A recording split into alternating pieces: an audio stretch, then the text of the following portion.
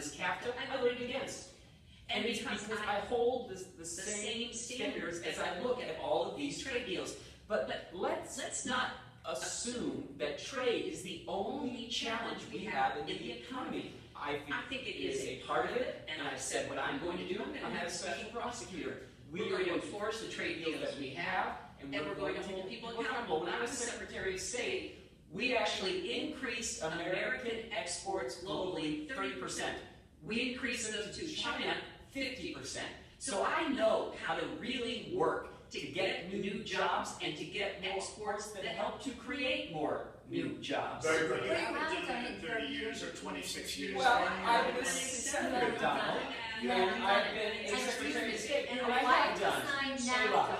Which was one of the worst things that ever happened. Well, that's your opinion. That is your opinion. You go to Ohio, Pennsylvania, you go anywhere you want, Secretary Clinton, and you will see devastation where manufacturers down 30, 40, sometimes 50%.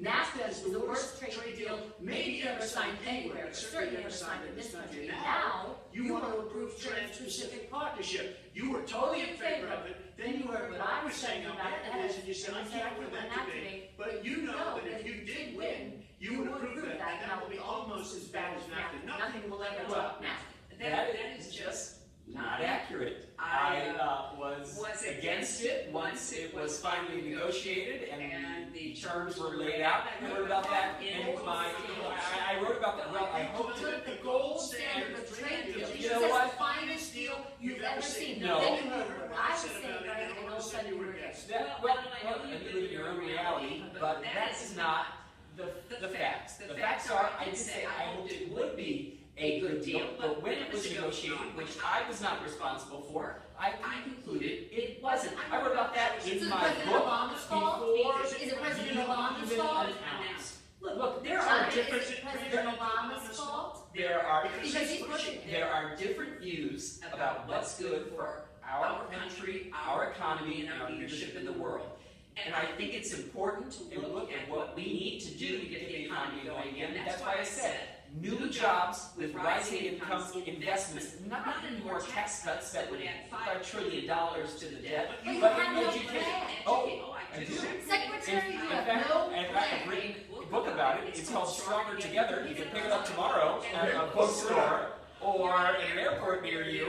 But it's because I see this, we need to have strong growth, fair growth, sustained growth. We also have to look at how we help families balance the responsibilities at home and the responsibilities at business. So we have a very robust set of plans, and people who have looked at both of our plans have concluded that mine would create 10 million jobs, and yours would lose us 3.5 million jobs and explode, which would have a recession. You are going to approve one of the biggest tax increases in history. You are going to drive business out. Your regulations are a disaster, and you're going to increase regulations all over the place. And by the way, my tax cut is the biggest since Ronald Reagan. I'm very proud of it. It will create tremendous numbers of new jobs. But regulations, you are going to regulate these businesses out of existence. When I go around, Lester, I tell you this, I've been all over. And when I go around, despite the tax cut, the things that business and people like the most is the fact that I'm cutting regulation. You have regulations on top of regulations, and new companies cannot form, and old companies are going out of business, and you want to increase regulations and make them even worse. I'm going to cut regulations, but I'm going to cut taxes big league, and you're going to raise taxes big league. End of story. Let me get you a pause right there. Yes,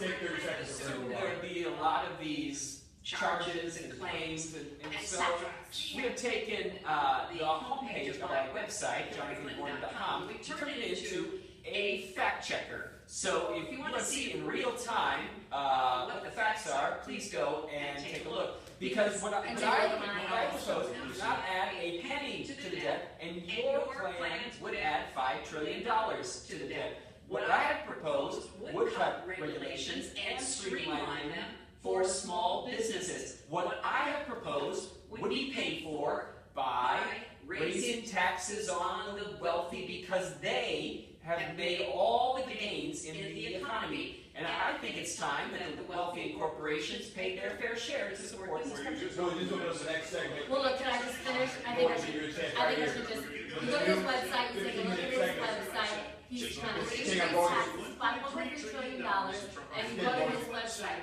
You know what? Look, he's no different than this. She's telling us how to fight ISIS. Just go to his website. She tells you how to fight ISIS on his website. I don't think General Douglas MacArthur would like that too much.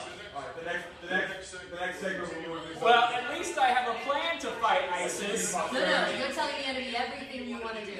No, we're See, not. you're telling the We're enemy not. everything you We want are- to do. we are trying- Nobody's been fighting ISIS your entire adult life. That's a